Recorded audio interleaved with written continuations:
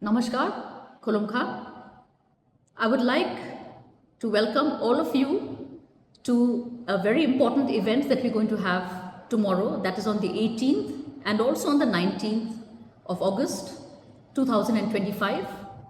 The program will start at 11 a.m. tomorrow and it will go on. It's open to the public. We are going to commemorate and honor our Maharaja, that is Maharaja Bir Bikram bahadur of Tripura. It's his 117th birthday. So I would like all of you to come and see this exhibition, which is going to be held at Manikya Enclave.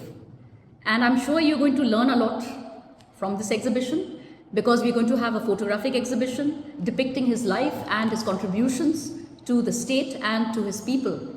Besides that, we have a very important event as well, which is the release of a special postal cover, which will be done for the first time on Maharaja's birthday, and it will be released tomorrow itself by the Postmaster General.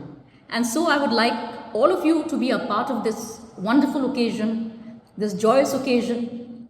And so once again, please do not miss out on this opportunity. There'll be lots to see, an exhibition, also a food stall, and sale of souvenirs and books on Maharaja.